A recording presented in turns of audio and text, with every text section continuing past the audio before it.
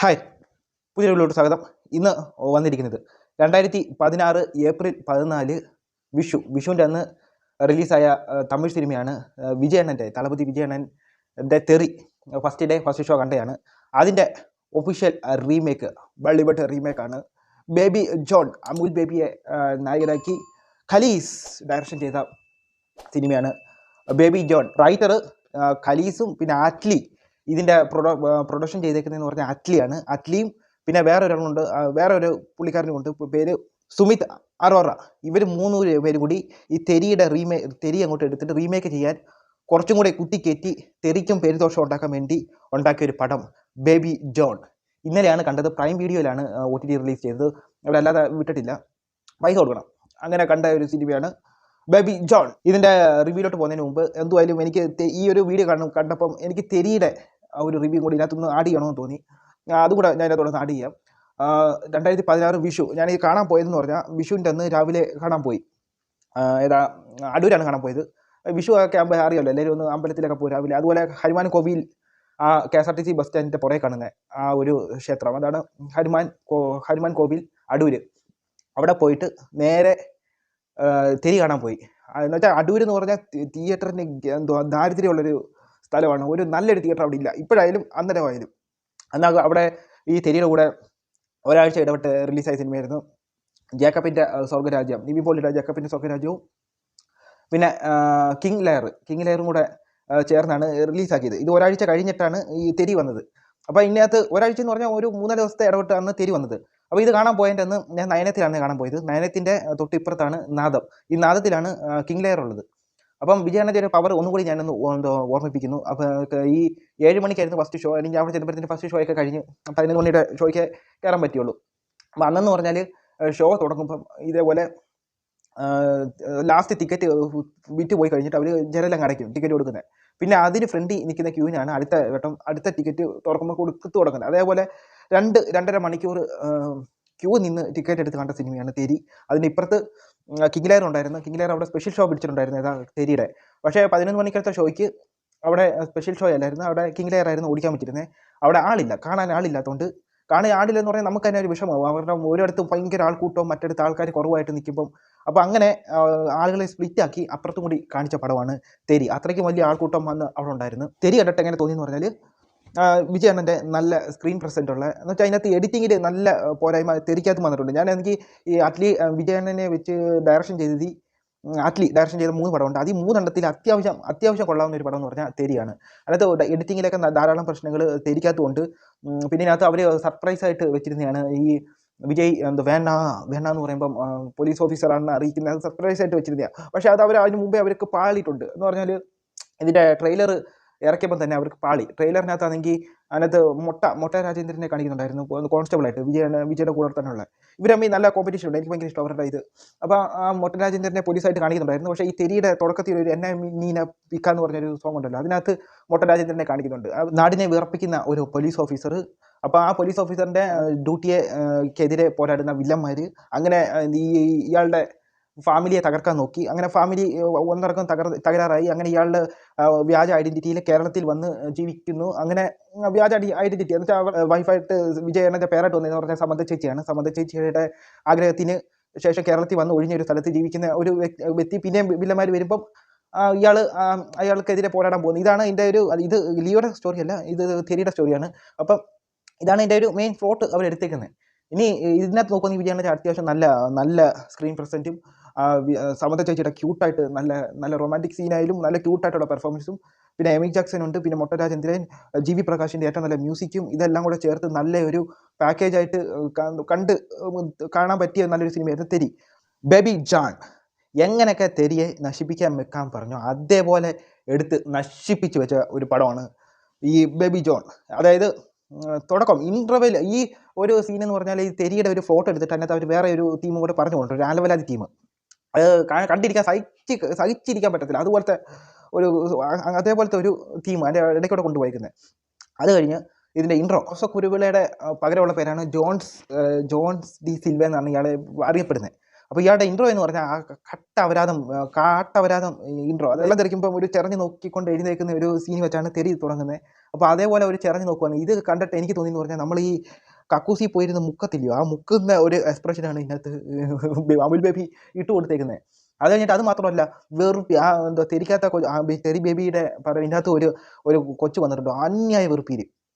ഈ കൊച്ചിനെയാണ് ഇതിനകത്ത് ഏറ്റവും വലിയ മിസ്കാസ്റ്റിംഗ് ആയിട്ട് തോന്നി. ഈ കൊച്ചു എന്തോ വെറുപ്പീര് എക്സ്പ്രഷനൊക്കെ ഇട്ട് തൊലിച്ചു വെച്ചിട്ടുണ്ട് ഈ പടം. എന്നിട്ട് ആ ഫസ്റ്റ് ഫൈറ്റിനകത്ത് വിജയുടെ ആ സർപ്രൈസ് കാണിക്കുന്ന ഒരു ഇതുണ്ടല്ലോ, അത് തെരിക്കകത്തും അത് ഇതായിപ്പോയതാന്ന് വെച്ചാൽ പാളിപ്പോയതാന്ന് പറഞ്ഞാൽ ഞാൻ നേരത്തെ പറഞ്ഞതിൻ്റെ കൂട്ട് പാളിപ്പോയെന്ന് പറഞ്ഞാൽ അത് അവർ അവിടെ വെച്ചിരുന്ന പുള്ളിക്കേണ്ട സർപ്രൈസ് അവർ മുമ്പേ നമുക്ക് പ്രേക്ഷകർക്ക് മനസ്സിലാക്കി തന്നിട്ടുണ്ട്. അപ്പോൾ ആ സർപ്രൈസിനകത്ത് വേണ്ടാന്ന് പറയുന്ന അതിന് പകരം ഇയാൾ ഇങ്ങനെ ഇടി കൊണ്ടിട്ട് ഇങ്ങനെ തുറിച്ച് നോക്കുമ്പോൾ കണ്ണിനകത്ത് തീ കാണിക്കുന്ന രീതിയിലാണ്. അപ്പം ഈ വില്ലന്മാരെല്ലാവരും കൂടി ഇങ്ങനെ പേടിച്ച് നിൽക്കുന്നതിൻ്റെ എന്ന് വെച്ചാൽ നമ്മൾ ഞെട്ടത്തില്ലയോ, അതേപോലെ ഞെട്ടി കുറേ നേരം ഇങ്ങനെ ഷോക്കായിട്ട് നിൽക്കുന്ന രീതിയിലാണ് നിൽക്കുന്നത്. ഇതിനകത്ത് അമുൽ ബേബിയുടെ ലുക്ക് എന്ന് പറഞ്ഞാൽ നിങ്ങൾ ജോസഫ് കുരുവിളയുടെ ലുക്ക് ഉണ്ടല്ലോ, അതായത് ആ ഒരു ജീവിതം എന്ന് പറഞ്ഞാൽ അത്ര വിഷമം ഉണ്ടെന്ന്, വിജയ്ക്ക് അത്ര വിഷമം ഉണ്ട് എന്നുള്ള രീതിയിൽ കാണിക്കുന്നുണ്ട് ആ ലുക്ക് ബേസിൽ തന്നെ. ഇതിനകത്ത് ഇതിനകത്ത് അമുൽ ബേബി കാണിച്ചു വെച്ചേക്കെന്ന് പറഞ്ഞാൽ മുടിയൊക്കെ കൊണ്ടുപോയി സ്മൂത്തിങ് ചെയ്ത് ഇല്ല ഫാഷൻ പരേഡിന് വന്നിട്ട് ഡ്രസ്സും ചെയ്ത് ഇങ്ങനെയൊക്കെയാണ് പുള്ളി ഇതിനകത്ത് കാണിച്ചു വെച്ചേക്കുന്നത്. അങ്ങനെ പോയി അപരാധമായിട്ട് പോയി ഇതാണ്ട് നമ്മുടെ കഥാനായിക കടന്നു വരികയാണ് കീർത്തി സുരേഷ്. ഈ കീർത്തി സുരേഷിനെ എന്ന് വെച്ചാൽ സമന്ത ചേച്ചി എടുത്ത് കളിയാക്കാൻ വെച്ചേക്കുന്നിട്ടൊരു സാധനം. സമന്ത ചേച്ചി എന്ത് ക്യൂട്ടായിട്ട് ചെയ്തു വെച്ചാൽ റോളാണെന്ന് തോന്നുന്നു കീർത്തി സുരേഷ് എടുത്ത് വെച്ച് കുളമാക്കി വെച്ചിട്ടുണ്ട്. ഈ കീർത്തി സുരേഷിനെ അതേപോലെ അങ്ങ് എടുത്ത് പൊട്ടം കിണറ്റിലിട്ട് വേണമെങ്കിൽ ഞാൻ മണ്ണ് മൂടി തരായിരുന്നു, അതേപോലെ വെറുപ്പീര്. ഇതിനകത്ത് ഞാൻ ഏറ്റവും കൂടുതൽ സന്തോഷിച്ച ഒരു സീൻ എന്ന് പറഞ്ഞാൽ ആ വിജയുടെ വീട് ആക്രമിക്കുന്ന സീനുണ്ടല്ലോ, അത് തമിഴിൽ വിജയുടെ സിനിമയിൽ അത് നല്ല ഇമോഷനി കണക്റ്റാക്കി കൊണ്ടുപോകുന്ന സിനിമ. ഇതിനകത്ത് എടുത്ത് ഇമോഷനില്ല, ഒരു കുന്തവും ഇല്ല. ആ ഏറ്റവും കൂടുതൽ സന്തോഷിച്ച ഒരു സീനാണ് അത്. കാരണം വെച്ചാൽ കീർത്തി സുരേഷിനെ കൊല്ലുന്ന സീനാണ് ഏറ്റവും കൂടുതൽ സന്തോഷിച്ചത്. കാരണം ഇനി ഇതേപോലെ ഒരു ശല്യം ഇനി ഈ സിനിമയിൽ വേണ്ടല്ലോ, അതേപോലെ സന്തോഷിച്ച ഒരു സീനായിരുന്നു അത്. ഇനി കീർത്തി സുരേഷിൻ്റെ ലുക്ക് എന്നൊക്കെ പറഞ്ഞു കഴിഞ്ഞാൽ 2 ടിന്ന് പൗഡർ കാണും മുഖത്ത്, എന്നുവെച്ചാൽ അതേപോലെ വെളുപ്പിച്ച് കണ്ണിൻ്റെ കൃഷ്ണമണി മാത്രം ഉണ്ട് കറുപ്പ്, ബാക്കിയെല്ലാം വെളുപ്പിച്ച് വെച്ചിട്ടുണ്ട്. അതേപോലെ ഓവർ മേക്കപ്പ് ഇട്ട് ഓവർ ആക്ടിങ്. ആ റൊമാൻറ്റിക് സീനൊക്കെ സമന്ത ചേച്ചി ചെയ്തതിൻ്റെ 7 പോലും വന്നിട്ടില്ല. അതേപോലെ സമന്ത ചേച്ചിയെ കളിയാക്കാൻ വേണ്ടി എടുത്തു വെച്ച ഒരു സീനായിട്ടാണ് എനിക്ക്, ഒരു റോളായിട്ടാണ് കീർത്തി സുരേഷിനെ കണ്ടിട്ട് എനിക്ക് തോന്നിയത്. പിന്നെ ഇതിനകത്ത് തമിഴിൽ ചെയ്ത അമി ജാക്സൺ ചെയ്ത ഒരു ക്യാരക്ടർ ഇതിനകത്ത് വാമികയാണ് ചെയ്തിരിക്കുന്നത്. നിങ്ങൾക്ക് പറഞ്ഞാൽ മനസ്സിലാവുമായിരിക്കും. ഗോതയ്ക്കകത്ത ആക്ട്രസ്, പുള്ളിക്കാരി ആര്യെ കാണാനൊക്കെ ലുക്കൊക്കെ ഉണ്ട്, കിടിലൻ ലുക്കൊക്കെ ഉണ്ട്. പക്ഷേ ഇതിനകത്ത് എന്തൊക്കെയോ കാണിക്കാൻ നോക്കുക. എന്നിട്ട് ഇതിനകത്ത് കോമഡിയൊക്കെ ഉണ്ട് എന്ന് പറഞ്ഞാൽ ഇൻ്റർവ്യൂവിൽ കഴിഞ്ഞിട്ട് ഇവരെയൊക്കെ ഒരു ഏജൻറ്റായിട്ടൊക്കെ കൊണ്ടുവരുന്നത്, ആർമിയുടെ ഏജൻറ്റ് ആയിട്ടൊക്കെ കൊണ്ടുവരുന്നുണ്ട്. എന്ന് വെച്ചാൽ ഈ റോപ്പ് ഇട്ട് പൊക്കി ചിഹ്നത്ത് എടുക്കുന്നതൊക്കെ കാണിക്കുന്നുണ്ട്. അങ്ങനെ കുറേ അതൊക്കെ കണ്ടിട്ട് എനിക്ക് ചിരിയാവുന്നത് ഈ സിനിമ. ഇത് എന്തോ ഇവർ ഉദ്ദേശിക്കുന്നതെന്ന് സിനിമ തീർന്നിട്ട് എനിക്ക് മനസ്സിലായിട്ടില്ല. ഈ പെണ്ണിനെ പെണ്ണിനെ എന്തോ റേപ്പ് ചെയ്യുന്നു, അതുമായിട്ട് ബന്ധപ്പെട്ട് കടത്തുന്നു, ഇങ്ങനെ എന്തൊക്കെ ഒരു കഥ പുറകെ കൂടെ പോകുന്നുണ്ട്. എന്തിനാണെന്നോ ആവോ. അത് കഴിഞ്ഞിട്ട് ഇൻ്റർവെൽ സീനിനകത്ത് ജാക്കി ഷെറഫാണ് വില്ലനായിട്ട് വന്നിരിക്കുന്നത്. ജാക്കി ഷെറഫ് എന്ന് പറഞ്ഞ ഒരു അലവലാതി, ഒരു പിറ്റക്കാരൻ്റെ കൂട്ട് അലവലാതി, കറക്റ്റ് ഒരു അലവലാതി.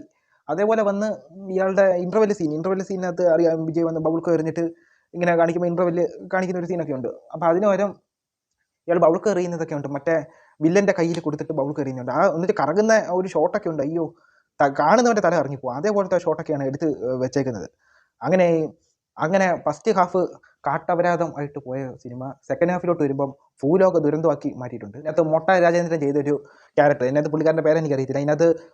ഇതിനകത്ത് ഉണ്ടല്ലോ, മൊട്ട രാജേന്ദ്രൻ വന്ന് ഇതുപോലെ റേപ്പ് ചെയ്തവരെ കൊന്നു കഴിഞ്ഞിട്ട് പാലത്തിന് താഴെ കെട്ടിയിടുന്നത്, മറ്റേ എനിക്കത് കാണിക്കുന്നുണ്ട്. അതേപോലെ ഇതിനകത്ത് പുള്ളിക്കാരൻ വന്നിരുന്ന് എന്തോ ഒരു സ്പീച്ച് പറയുന്നുണ്ട്, respected teacher and my dear friends എന്നൊക്കെ പറഞ്ഞിട്ട് ഒരു 2 പേജ് പ്രസംഗം പറഞ്ഞു കഴിഞ്ഞിട്ട് അത് നമുക്ക് കേട്ട് ഞാനത് ഓടിച്ചു വിട്ടാൽ കണ്ടത്, ഞാനത് അതൊന്നും ഇന്ന് കണ്ടില്ല.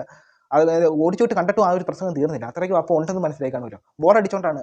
അപ്പോൾ അത് കഴിഞ്ഞിട്ട് ഇയാൾ കെട്ടി ഇടുന്ന ഒരു സീനുണ്ടല്ലോ, പാലത്തിൽ കെട്ടിയിടുന്നത്, അതിന് ഓരോ ഇയാളുടെ സിഗരറ്റ് എടുത്ത് എറിയുമ്പം അവിടെ കത്തിച്ച് അതിനകത്ത് നിന്ന് ഓടി വരുന്നത് എന്തിനാന്ന് മാറ്റം വരുത്താനായിരിക്കും. ഒന്നാമത് ഈ അറ്റ്ലി ബാക്കിയുള്ളവരുടെ പടം അടിച്ചു മാറ്റിയാണ് ഇത് ചെയ്യുന്നത്. ഇതിനകത്ത് ഇനി അടിച്ചു മാറ്റണ്ട എന്ന് വിചാരിച്ച് ചെയ്തായിരിക്കും ആ ഒരു സീൻ. എന്തുവാണോ കാണിക്കുന്നത്, ഏറ്റവും പോർ സീനായിരുന്നു അതൊക്കെ. പിന്നെ അത് കഴിഞ്ഞിട്ട് വിജയ് മലയാളം പറയുന്ന ഒരു സീനുണ്ടല്ലോ, ജോസഫ് കുരുവിള, ഞാൻ ബേക്കറി എൻ്റെ അച്ഛൻ ബേക്കറി എന്നൊക്കെ പറഞ്ഞിട്ട് ചെയ്യുന്ന ഒരു സീനുണ്ടല്ലോ, അതിന് പകരം മലയാളം പറയുന്ന ഇതിനകത്ത് കാണിക്കുന്നുണ്ട്. അപ്പോൾ ഈ ഡയലോഗ് കുറച്ച് മാറ്റിയിട്ടുണ്ട്. പുള്ളിക്കാരൻ എന്തോ വിജയം കൊത്ത പറഞ്ഞാണ് ഒപ്പിച്ചേക്കുന്നത്, ഇതിനകത്ത് കൊത്ത പറഞ്ഞ് എന്തോ ഒപ്പിച്ച് വെച്ചിട്ടുണ്ട്. ഡയലോഗ് മാറ്റിയിട്ടുണ്ട്, തമിഴ് ഡയലോഗ് അതേപോലെ അല്ല, വേറെ രീതിയിൽ അത് മലയാളം പറഞ്ഞ് ഒപ്പിച്ച് വെച്ചിട്ടുണ്ട്. അങ്ങനെ എന്തൊക്കെയോ കാണിച്ച് അവസാനിപ്പിച്ച ഒരു പടമായിട്ടാണ് എനിക്ക് ബേബി ജോൺ കണ്ടത്. തെരിയുടെ 7 അയലത്ത് പോലും വന്നിട്ടില്ല. പിന്നെ വിജയ് ചെയ്തതിൻ്റെ വിജയ് എല്ലാവരും കളിയാക്കും, ഇതുപോലെ അഭിനയിക്കാൻ അറിയത്തില്ല എന്നൊക്കെ പറഞ്ഞുകൊണ്ട് വിജയ് കളിയാക്കാറുണ്ട്. നിങ്ങൾ വിജയ് ചെയ്ത റീമേക്കുകൾ എടുത്ത് നോക്കിയാൽ മതി. വിജയുടെ ഫസ്റ്റിനെക്കാട്ടിലും എന്ത് ക്ലിയർ ആയിട്ടാണ് കാണിച്ചു വെച്ചേക്കെന്ന് പറയും. ഇതിനകത്ത് എന്ന് പുള്ളിയുടെ സ്റ്റൈൽ അനുസരിച്ച് പുള്ളി മാറ്റി വേറെ എത്ര ഭംഗിയാക്കാൻ പറ്റുമോ അത്ര ഭംഗിയായിട്ട് മാറ്റും റീമേക്കുകളെല്ലാം. ഇതിനകത്ത് അതുപോലെ വിജയ് ചെയ്തത് തെലുങ്കിലും കൊണ്ട് റീമേക്ക് ചെയ്തിട്ടുണ്ട്. ശിവകാശിയൊക്കെ അതിന് എക്സാമ്പിൾ, അത് എന്ത് കുളമാക്കിയിട്ടുണ്ടെന്ന് അത് കാണുമ്പോൾ മനസ്സിലാവും. അതുപോലെ ഇതും വിജയുടെ 7 അയലത്ത് തന്നെ ഈ വരുൺ ധവാനെ കൊണ്ടൊന്നും പറ്റിയിട്ടില്ല. വിജയുടെ മുന്നിൽ പറ്റത്തില്ല. എനിക്ക് തോന്നിയെന്ന് പറഞ്ഞാൽ വിജയുടെ സിനിമ റീമേക്ക് ചെയ്യാം, പക്ഷേ വിജയുടെ സ്റ്റൈല് റീമേക്ക് ചെയ്യാൻ പറ്റത്തില്ല. അത് ഇമിറ്റേഷൻ ചെയ്യാൻ നോക്കണ്ട, എത്തത്തില്ല. അതേപോലെയാണ് എനിക്കിത് കണ്ടിട്ട് തോന്നിയത്. കണ്ടിട്ട് എൻ്റെ അവസാനം ക്ലൈമാക്സ് ഒക്കെ ഉണ്ട്. ക്ലൈമാക്സിലൊക്കെ എൻ്റെ സൽമാൻ ഖാനൊക്കെ വരുന്നുണ്ട് ഏജൻറ്റായിട്ട്, ബായ്ജാൻ പുള്ളിയുടെ പേരാണേ. അപ്പോൾ ഇതിനകത്ത് എനിക്ക് തോന്നുന്നു സിക്കിതറിൻ്റെ എന്തോ ഷൂട്ടിങ്ങിൻ്റെ ഇടയ്ക്ക് കണ്ട് നടന്ന സിനിമയാണെന്ന് തോന്നിയത്. അങ്ങനെ ആ സ്ഥലത്ത് തന്നെ വെച്ച് ഷൂട്ടിംഗ് നടന്നപ്പം പിടിച്ച് കയറ്റിയതാണെന്ന് തോന്നുന്നു. കുറച്ച് നേരം ഏജൻറ്റായിട്ട് ഉണ്ട്, അടുത്ത പാർട്ടിന് വേണ്ടിയിട്ടേക്കും. എന്തിനാണെന്നോ അപ്പോൾ ഈ പടം വരെ അവിടെ 8 നില പൊട്ടിയതാണ്. പിന്നെ ആ കൊച്ചും അവസാനമൊക്കെ കാണിക്കുന്നുണ്ട്. ആ കൊച്ചും ഭയങ്കര വെറുപ്പിലായിരുന്നു. അങ്ങനെ മൊത്തത്തിൽ വെറുപ്പിച്ച് അങ്ങേയറ്റമാക്കിയ സിനിമയായിട്ടാണ് എനിക്ക് ഈ ബേബി ജോൺ തോന്നിയത്. അപ്പം ഇത്രയേ ഉള്ളൂ. അടുത്തൊരു വീഡിയോ വരുന്നവരെ ബൈ. പോവല്ലേ.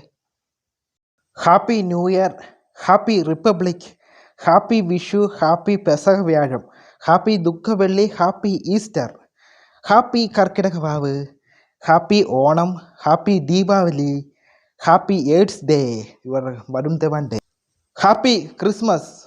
ഇത് കൂടാഞ്ഞിട്ട് 2 ഡേയും കൂടെ അധികമുണ്ട്. Happy death day Keerthy Suresh, happy death day Varun Dhawan.